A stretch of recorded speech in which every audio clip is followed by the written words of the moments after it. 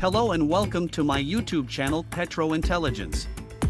My name is Shahid Khan and I am a chemical engineer. Today we will discuss heat exchanger innovations. We have discussed basic concepts of heat exchanger and air cooler design and operation in earlier videos. From time to time, various innovative ideas to improve the basic shell and tube exchanger or air cooler design have been developed. During our seminars, we are often asked for comments on the feasibility of using one or other of these assorted designs. Therefore, dear gentlemen, in this video we offer you our comments regarding a variety of attempts at heat exchanger and air cooler design innovation that have been developed over the last 50 years or so, such as smooth high alloy tubes, low-fin tubes, sintered metal tubes, spiral heat exchanger, tube inserts, twisted tubes, helical tube support baffles. You should be cautious, whereas all the designs we include have found some successful applications. The key to success here is to find the right application, and as ever we will add the further cautionary note that the best approach is most often to copy a successful application or design rather than to innovate. Therefore, dear gentlemen, please use caution when attempting to use any innovative designs or applications where they have not already been used with success. Ask around if you have an idea to improve heat exchange on your process unit. See if you can find someone else who already had success with the same approach. Smooth high alloy. Tube's use of smooth high alloy tubes in otherwise corrosive service has been widespread practice since the 1950s. Tube metallurgy is selected to minimize corrosion while in service. The tubes therefore maintain their smooth, shiny finish. Without sites for fouling deposits to attach or accumulate, the clean heat transfer coefficient is maintained. This idea has been used with success in refinery catalytic cracker feed preheat service, placing slurry oil on the tube side and vacuum gas oil on the shell side. Caution: to prevent galvanic corrosion of the tube bundle, the entire tube bundle should be constructed of the same metallurgy. This would include the tube support baffles, tube sheets, and tie rods. We also note that while there is an obvious advantage to maintaining smooth, shiny tubes for applications in sensible heat transfer, this may not be true if it is necessary to vaporize liquid in the exchanger. Some operators have experienced difficulties due to film heat transfer resistance and lack of nucleate boiling sites when attempting to use smooth tubes to vaporize relatively pure component liquids. This would be true for high alloy tubes or simply new replacement bundles for bundles of lesser metallurgy. Low-fin tubes. The low-fin tubes are made by machining grooves into the exterior surface of the tubes, which increases the surface area by 2.5 times. The use of low-fin tubes is not a new development. It is an idea that was in common use in the 1960s with mixed results. A successful application is the use of low-fin tubes in clean propane refrigerant condensing service, with clean cooling water on the tube side. Observed heat transfer rates increased by about 70%. However, if the controlling resistance to heat transfer is on the tube side, the increased outside surface area of the tubes does not improve heat transfer rates. Caution: if the shell side is subject to fouling, then dirt gets between the fins, in which case the heat transfer will now be worse than with smooth, unfinned tubes. Sintered metal tubes. The development of sintered metal tubes dates from the 1970s. A rough coating is applied to the exterior of the smooth new tubes. The hottest fluid is on the tube side. Boiling is intended to take place on the shell side or exterior of the tubes. This is only useful in flux-limited situations when boiling relatively pure components and when heat transfer rates exceed 10,000 BTU per hour per square feet. In such circumstances, the sintered metal tubes act like boiling stones by the way in which they provide sites to initiate nucleate boiling and thereby overcome flux limitations. The application of sintered metal tubes is limited, and, in some applications, they are either unnecessary, not beneficial, or really should not be used. For example, do not use sintered metal tubes in the following applications: If exterior of tubes is slightly corroded and pitted, then there are already plenty of nucleate boiling sites. If a sizable portion of duty is in the form of sensible heat rather than latent heat. If fouling on the shell side is significant. Spiral heat exchanger. The spiral heat exchanger concept represents a completely different type of construction as compared to heat exchangers or coolers with tubes or tube bundles. In this quite different design, there is only one channel per medium, thus the design aims to eliminate the possibility of channeling and suppress fouling. The objective of the design was to produce an exchanger suitable for heating or cooling of slurries and other process streams containing solids and/or fibers. Spiral heat exchangers are constructed by winding two long strips of plate metal around a center to form a spiral body, which then contains two concentric channels. Each channel is welded closed at alternate sides shown picture. Covers are then bolted over each side of the spiral body to complete the unit. When both of these covers are removed, the entire surface area of the exchanger is available for manual cleaning. Spiral heat exchangers have been used with success in refinery fluid catalytic cracking (FCC) unit service to cool the main fractionator bottoms product, where they have proved to be less subject to fouling than other types of exchangers. Although one client commented that they had needed to make awkward repair welds between internal channels. In general, we are informed that this type of exchanger can be constructed of any material that can be cold formed and welded, such as carbon steel, stainless steel, high nickel alloys, or titanium. We are also informed that this type of exchanger may be used at design pressures as high as 430 PCHE or in vacuum service, and at temperatures as high as 750 degrees Fahrenheit or as low as -40 degrees Fahrenheit. Alpha Laval produces this type of exchanger. Tube inserts. We are aware of three different kinds of tube inserts, but all three are based on the idea of a metal spiral inside the tube. The commercial names are Spirolf, Turbo-Tal, Fixotol. Spirolf was originally developed by Elf Research, whereas Turbo-Tal and Fixotol were originally developed by Total Research. Spirolf and Turbo-Tal are the products of independent research programs launched by ELF and Total in the 1980s, with the primary aim being to reduce fouling in crude preheat exchanger trains. All three of these tube inserts are now marketed by Petroval, shown in picture. Spirolf tube insert. The Spirolf tube insert is a metallic coil stretched over the length of the tube and held in place at each end by straight wires. In operation, when fluid flows through the tube, the Spirolf coil vibrates axially and radially. The concept is that this vibration reduces fouling and increases flow turbulence, producing an improvement in the heat transfer coefficient.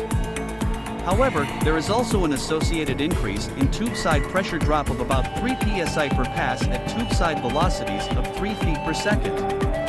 The main applications for Spirolf so far have been oil refinery preheat trains for CDU, VDU, FCC, water treatment feed exchanger HDS units, and high tube velocity applications is found in reboilers.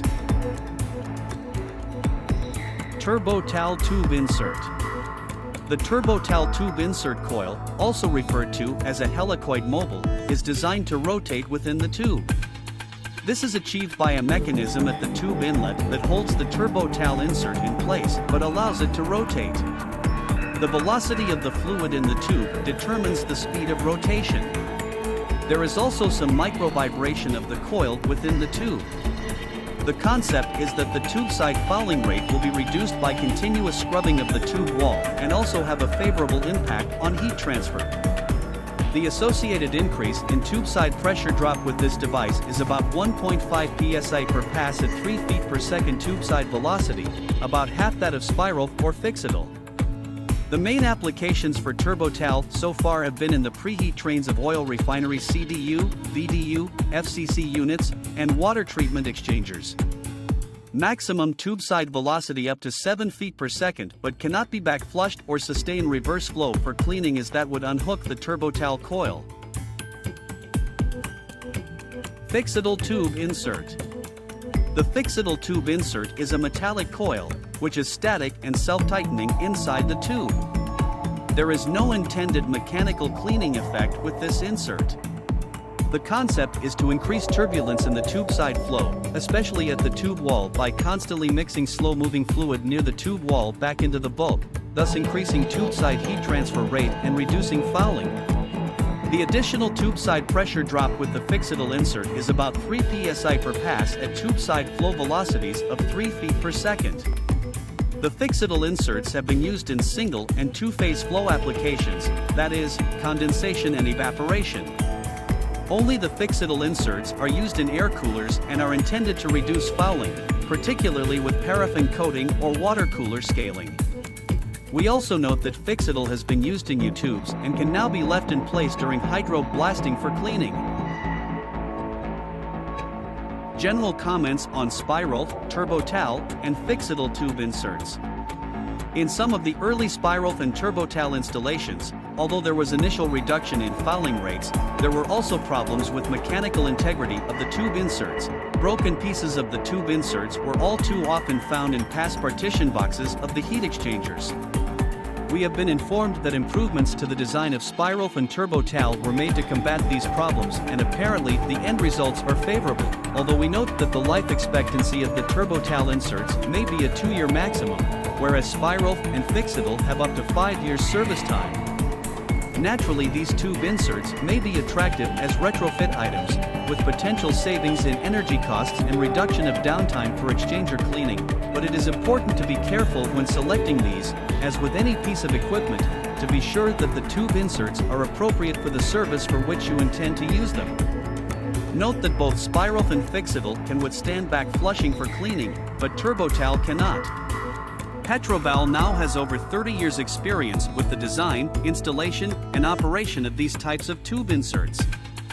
There is also standard service offered by Petroval from initial valuation to select the most favorable type of insert to suit clients' working conditions, economic evaluation of projected savings, insert manufacture, supervision, or, if preferred, management of installation and monitoring of performance.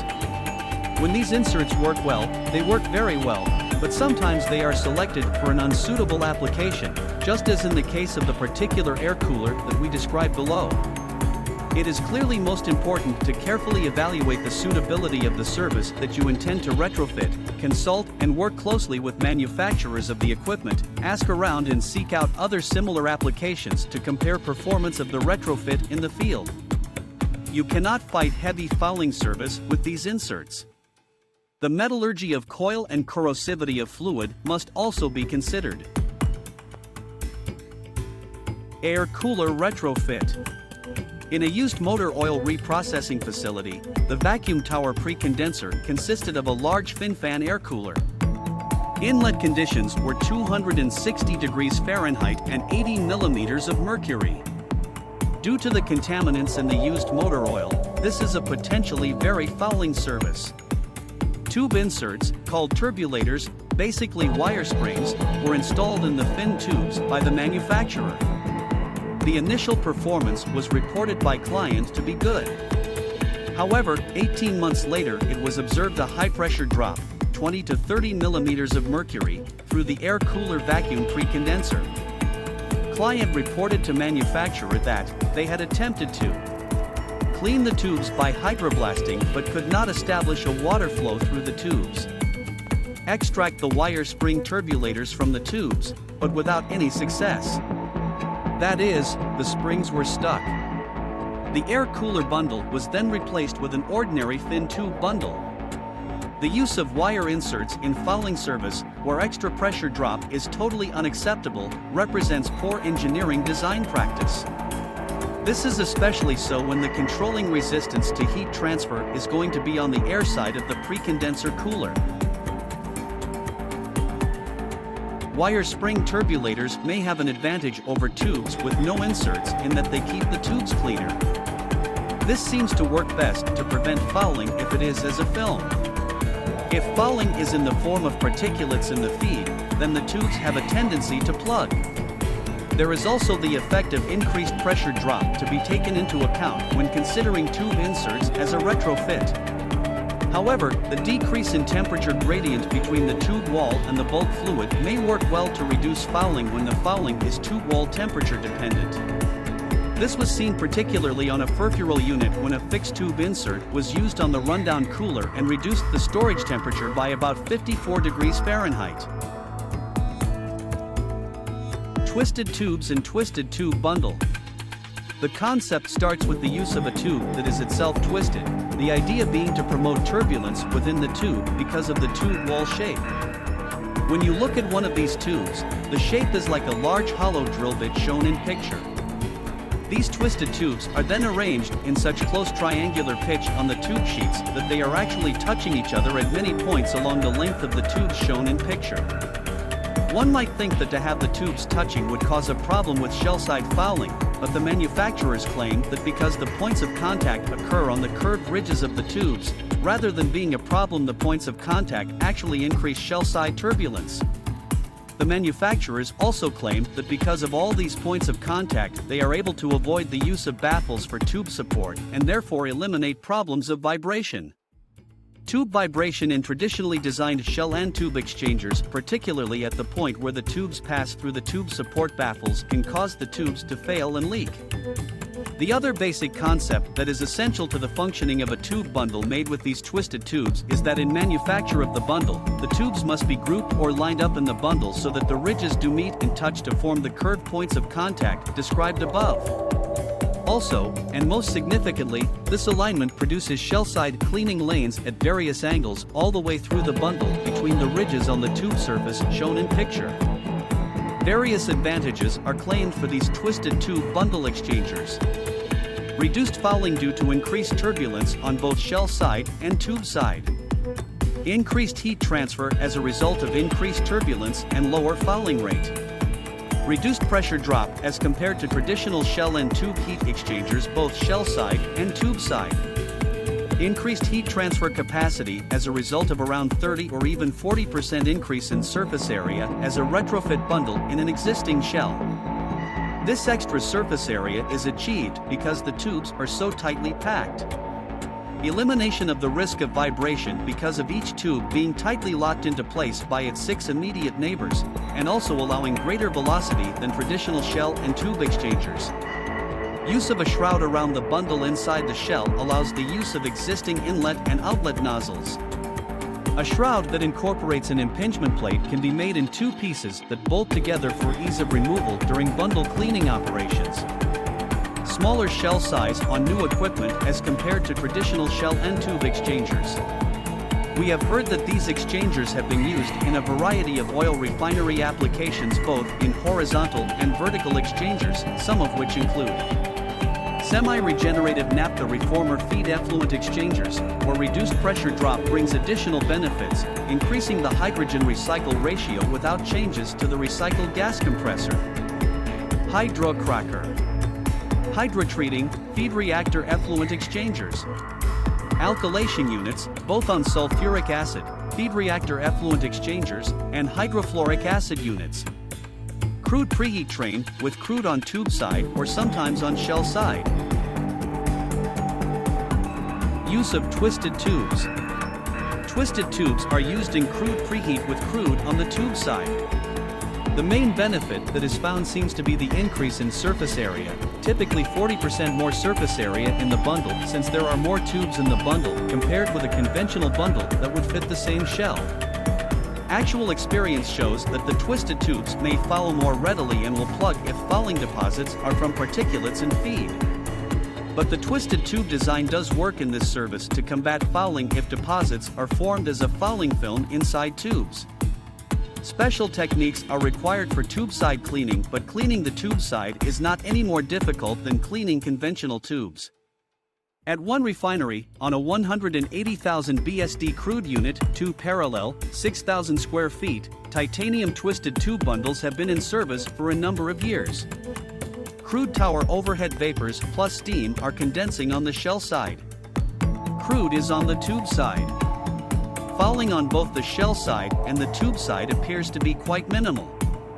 However, the heat transfer coefficient is bad, only about 20 to 25 BTU per hour per square feet per degree F, even when the exchanger is clean. We attribute this mainly to the relatively low, 3 feet per second, tube side velocity in cold, 50 degrees Fahrenheit, somewhat heavy, 25 degree API, crude with a high viscosity. The overall performance of these exchangers did not improve all that much, according to our client, after the new twisted tube bundles were installed. However, they also converted the exchangers from 4 to 2 tube side passes, and this decreased the tube side velocity by half. Presumably, the reduced tube side velocity offset the benefits of the twisted tube design. Converting back to 4 passes is difficult, because the tube ODs are so tightly packed with twisted tubes, and there is very little space to accommodate additional new pass partition baffles. Twisted tubes with the crude on the shell side. We have heard of a few applications of this. We note that if fouling deposits are particulates in the feed, this appears to be a bad application. General problems and concerns with twisted tube exchangers. The main concerns seem to be, is it going to plug up, and are we going to be able to clean it? The answer is that in general people find it is possible to clean both the shell side and tube side following manufacturer's guidelines, time period and method, and using fairly standard cleaning equipment. However, there have been instances when cleaning has been difficult or even impossible. Special care should be taken on acceptance of a new twisted tube bundle to verify that the tubes are lined up correctly and that all shell side cleaning lanes are unobstructed. We know that although there is concern as to how to clean these twisted tube bundles, in some cases, the run length has been so long that even years after installation there still has been no need to clean the bundle. Apparently when it works well, it works very well. Other problems and concerns with twisted tube exchangers have been the need to take extra care when pulling and reinserting the bundle because, especially with the surrounding shroud, twisted tube bundles are less robust than traditional shell and tube exchanger bundles.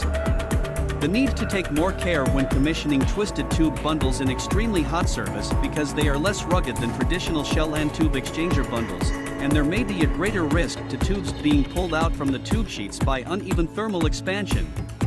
The cost of the twisted tube bundle as compared to a new larger traditional shell and tube exchanger of comparable surface area with wide rotated square pitch for ease of cleaning. In some cases, the traditional shell and tube exchanger, shell plus bundle plus installation, was the least expensive option. Putting crude on the shell side of a twisted tube bundle may cause problems with fouling. Do not put vacuum reside on the shell side with twisted tubes. Twisted tube bundles are manufactured by a division of Copelich and are also marketed by Brown Fin Tube in Luxembourg and the United Kingdom. Helical tube support baffles. Tube bundles with helical baffles are now produced by both ABB Lummus Heat Transfer and Copelich. HTRI now has a rating for this type of design option in their software. Although the traditional shell and tube heat exchangers have segmental tube support baffles at 90 degrees to the line of the tubes, the helically baffled tube bundle has tube support baffles sloped so as to induce a helical flow pattern on the shell side shown in picture. The concept is to ensure effective bundle penetration and avoid dead zones so as to leave no stagnant areas where shell side fouling could accumulate. Also, helical baffle plates can be spaced to reduce unsupported tube spans, without affecting pressure drop or heat transfer characteristics, to mitigate flow-induced vibration. The designers also claim that the helicoidal baffle arrangement permits increased heat transfer. We have heard of helical baffle exchangers being used in oil refineries to preheat delayed coker feed with vacuum resid on the shell side, with the helical baffles. In this service, the helical baffles seem to work well, resulting in less fouling, slower rate of increase in pressure drop, and better maintenance of heat transfer coefficient as compared to traditional shell and tube exchangers. These effects have proved consistent over several years. Another example from oil refineries is in crude preheat service with vacuum resid again on the shell side, with the helical baffles. Once again, similar results are seen as described above, with less fouling, reduced rate of increase in pressure drop, and better maintenance of heat transfer coefficient as compared to the conventional shell and tube exchanger design. Our more direct experience of this comes from current practice in the United States, but we have also seen evidence of similar applications in Australia, as discussed in a recent article on the subject of crude preheat exchanger train redesign. We have also heard of a case where a heat exchanger was retrofitted with a helical baffle bundle and the shell side fouling actually increased. The client theorized that being as how the angle used to slope the baffles can apparently be varied by the designer according to service conditions, the angle for the baffle had not been correctly selected. In general, helical baffle tube bundles are most cost-effectively used as replacement bundles in existing shells. However, for this to actually improve heat transfer rates, the controlling resistance to heat transfer must be on the shell side and not the tube side of the heat exchanger. Basically, this means that the shell side flow must suffer from some combination of high viscosity, low velocity, high rates of fouling, low available pressure drop. For an equivalent shell side delta P, the helical baffle will be less fouling and will provide less film resistance and less fouling resistance than will a conventional vertical tube support baffle. In summary, the helical baffle design will not help improve the performance of a shell end tube heat exchanger if the controlling resistance, fouling or film, is on the tube side. That's all, gentlemen. If you like my video, please follow my YouTube channel Petro Intelligence.